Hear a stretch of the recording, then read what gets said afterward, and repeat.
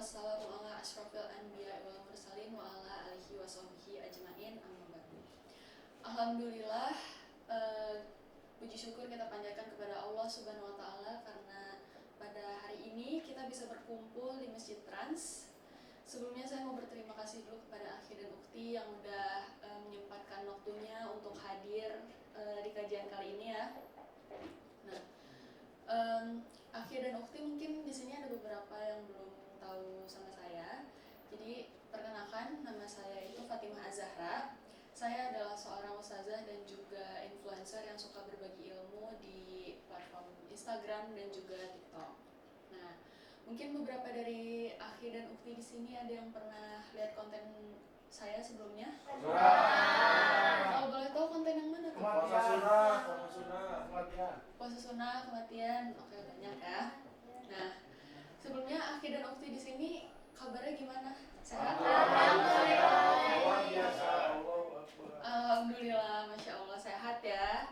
Nah, kebetulan di sini ada yang lagi sakit hati atau patah hati gitu. Aku Boleh tahu nggak kenapa? Bisa gitu pacar? Ya Allah, di ghosting. kita pacaran aja. Aduh, PHP-in. astaga, ternyata banyak ya di sini ya. Dan rata-rata persoalannya karena pasangan. Oke. Nah, pas banget sama tema yang bakalan saya bawain hari ini, yaitu temanya tentang patah hati dalam pandangan Islam. Nah, patah hati menurut pandangan Islam. Nah, sebelum kita masuk ke materi, panggilnya Uma aja kali ya. Uma mau Akhi dan Ukti semua buat perhatiin satu video yang ada di slide ya, yang udah mau siapin. Gak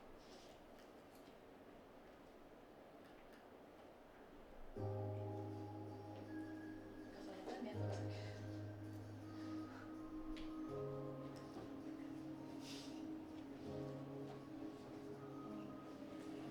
Oke. Itu dari video itu ada yang pengen Uma tanyain. Menurut Akhi dan Ukti di sini patah hati itu apa sih? Menurut pandangan Akhi dan Ukti di sini gitu. Kesedihan. Patah hati, Ya? patah hati itu jika ekspektasi kita terlalu tinggi dan ekspektasi itu tidak sesuai dengan apa yang kita ekspektasikan, Iya. itu patah hati. Iya, itu bisa, itu benar banget ya. Jadi ya benar kayak yang dibilang sama Akhi yang duduk di situ. Kalau patah hati itu sebenarnya bukan sakit secara fisik ya, tapi itu adalah perasaan kita di mana kita tuh merasa kecewa karena ekspektasi kita itu nggak sesuai sama apa yang kita harapkan. Nah, contohnya apa? Misalnya kita terlalu berharap sama manusia, terus mungkin harapan kita nggak sesuai dengan apa yang kita inginkan gitu. Nah, patah hati itu bisa dialamin sama siapa aja sih? Nah, patah hati itu bisa dialamin sama semua manusia. Bahkan anak kecil sekalipun itu bisa merasakan patah hati. Kenapa? Kok bisa?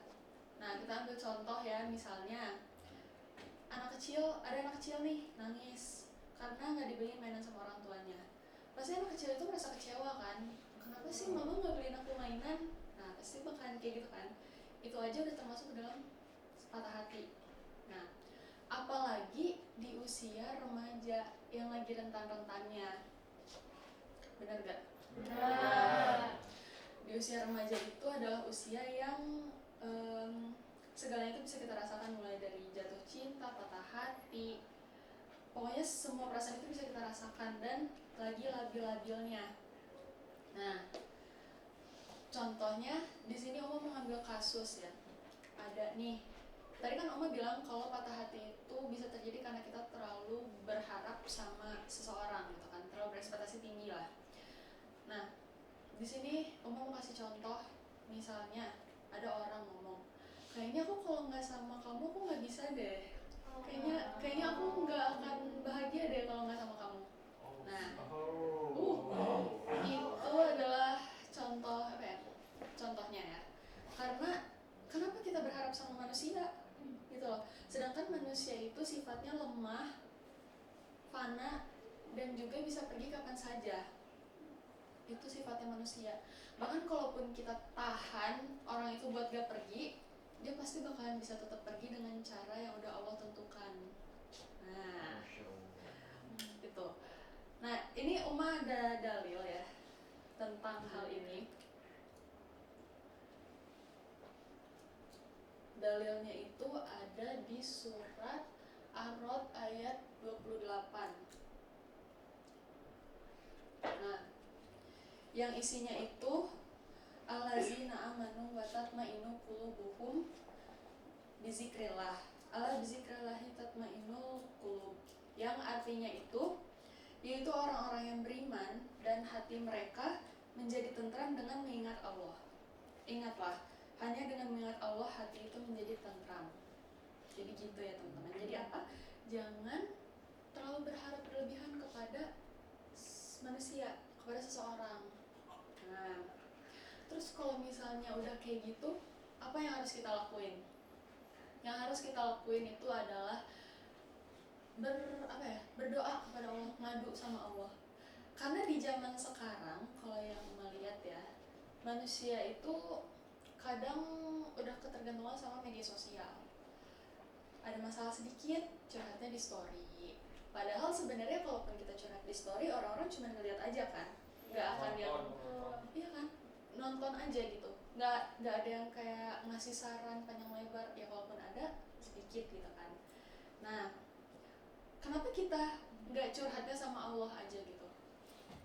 Kita ngadu sama Allah, terus kayak kita sebutin semua keluh kesah dalam hidup ini kepada Allah Subhanahu wa Ta'ala dengan cara apa? Berdoa, sholat. Nah, kalau misalnya Aki dan Ukti semua udah ada di titik yang kayak aduh sakit hati banget gitu, udah nggak ketolong nih sakit hatinya, pergi ke kamar mandi, ambil air wudhu, sholat, sujud sama Allah Subhanahu wa Ta'ala. Karena pas kita lagi sujud itu, disitulah titik terdekat kita kepada Allah Subhanahu wa Ta'ala. Itu ya. Terus ya pokoknya itu ya saran dari Uma, jangan terlalu mengumbar di media sosial lah gitu. Karena orang-orang itu cuma penasaran, orang itu cuma pengen tahu. Bahkan di dalam beberapa kasus orang yang curhat ke media sosial itu jatuhnya membuka aib dia sendiri. Benar gak? Dalam beberapa kasus mungkin ada yang masalahnya ringan, ada juga yang masalahnya berat. Nah, maka dari itu luapkanlah semuanya kepada Allah Subhanahu wa Ta'ala. Dan jangan terlalu berekspektasi tinggi kepada manusia, karena ya itu tadi, manusia itu nggak bisa berbuat apa-apa gitu. Kalau kita sakit hati terus kita curhat ke orang lain, apakah orang lain itu bakalan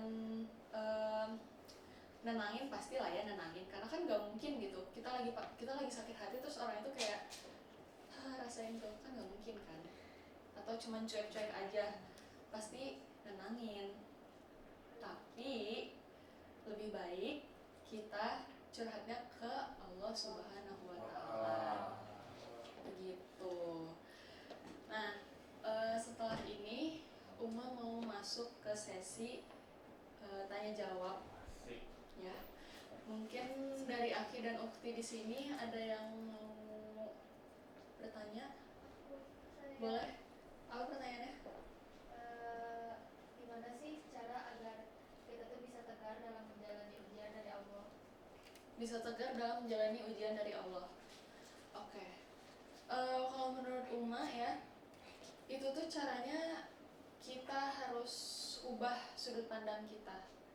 Jadi kalau misalnya kita dapat ujian dari Allah Subhanahu wa Ta'ala, jangan anggap ujian itu tuh sebagai sebagai masalah atau sebagai hukuman gitu. Karena sebenarnya ujian itu didatangkan sama Allah itu karena Allah tuh tahu kalau kita tuh kuat menjalaninya. Nah, kalau misalnya kita anggap itu hukuman, kita pasti bakalan ngerasa kayak stres. Kita pasti bakalan misu-misu kayak, ya Allah kenapa sih harus begini gitu? Ya Allah kenapa sih aku harus kayak gini hidupnya gitu? Nah, jangan berpikir kayak gitu, tapi anggap ujian itu tuh adalah sebagai penghapus dosa dari Allah Subhanahu Wa Taala. Karena akhirin ukti semua pernah dengar nggak? Kalau kita sakit itu tandanya Allah Subhanahu Wa Taala itu lagi menghapus dosa kita. Pernah dengar kan? Bahkan sekecil ketusuk duri aja, ya, itu tuh bisa jadi penghapus dosa kita. Apalagi kalau misalnya kita dikasih ujian sama Allah yang mungkin aja ujiannya bisa ringan, bisa berat. Nah, jadi ubah sudut pandangnya. Jadi anggap aja ujian itu adalah suatu hal penghapus dosa dari Allah Subhanahu Wa Taala untuk kita. Jangan anggap itu hukuman. Apakah sudah terjawab pertanyaannya? Sudah. Oke. Karena dari itu kita cukupkan aja ya. Jadi itu adalah materi yang tadi Uma sudah bawakan, yaitu tentang patah hati menurut dalam pandangan Islam. Dan Uma berharap semoga apa yang Uma berikan kepada Akhir dan Ukti di sini itu menjadi pelajaran dan juga ilmu ya yang bisa diterapkan. Semoga kedepannya kita semua sama-sama dilindungi oleh Allah Subhanahu Wa Taala, kesehatan, dan juga semoga apa yang Akhir dan Ukti inginkan semuanya tercapai. Amin. Oke, jadi segitu aja pesan dari Uma. Semoga ilmunya bermanfaat. Wassalamualaikum warahmatullahi wabarakatuh.